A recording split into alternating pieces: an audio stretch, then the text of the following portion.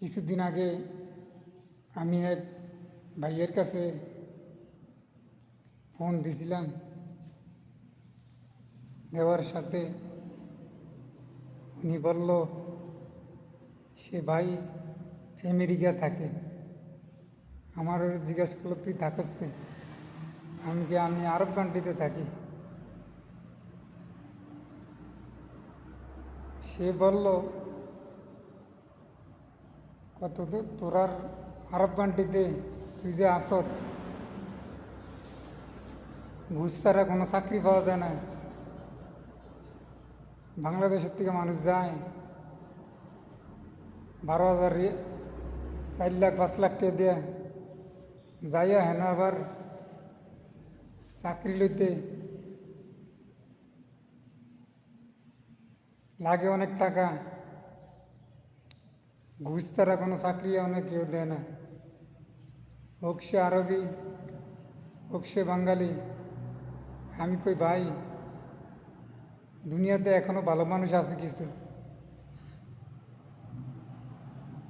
ভালো মানুষ আছে বিদায় দুনিয়া টিকা রয়েছে, অথবা কেউ ঘুষ খায়, আবার কেউ খায় না, কেউ আপোষে দেয়। মনে করেন না, হাজারের ভিতরে একজন ভালো আছে। আমি তারে বললাম, কয় ভাই দেখ, এই যে আমেরিকা আছি, সব কিছু আমরা 8 ঘন্টা ডিউটি করি, একজনের কাছ থেকে হালালা খাইতে হইলে একটা ইহুদি হিসাব করে খায়। আর তোর কান্ট্রির ভিতরে, তুই যে কান্ট্রির মধ্যে ধাওয়াস, আমাদের মিডিল ইস্টরে যতটা দেশ আছে, ওই দেশে যত মানুষ আছে, সব মানুষই ঘুষ ছাড়া কোনো কাজ দেয় না, অথবা কাজ হয় না। তুই এত টাকা দিয়ে গেছত, এক লোক গেছে আবার হেন 3,000 4,000 রিয়াল খায়, মুদিরেরা খেয়ালায়, অথবা মুদিরেরা টিয়া মাইরা খেয়ালায়। কিন্তু আমাদের ইউরোপে আমি একটা জিনিস দেখলাম কি, একজনের এক হালালা খাইতে হইলে তারা হিসাব কিতাব করে খায়। আর তোরা যেই কান্ট্রির মধ্যে আর মিডল ইস্টরে প্রতিটা দেশেই এই একটা অবস্থা হয়ে রয়েছে, একজনের টাকা আরেকজনে খায়ালায়, কোনো আল্লাহকে ভয় করে না। একটা ইহুদিও আল্লাহকে ভয় করে, আর আমরা মুসলমান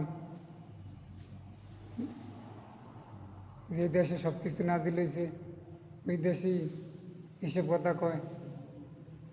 আমি কই ভাই থাক, যে খাওয়াই না খায়, সব মানুষ তো আর একরকম না। তুই আর সে আর কিচ্ছু বললো না, সে গুরুত্বভাবে কথা কইলাম।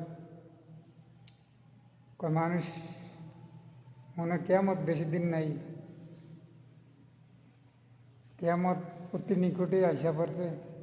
এই জন্য যেই কান্ট্রিগুলোর ভিতরে, আরব কান্ট্রিগুলোর ভিতরে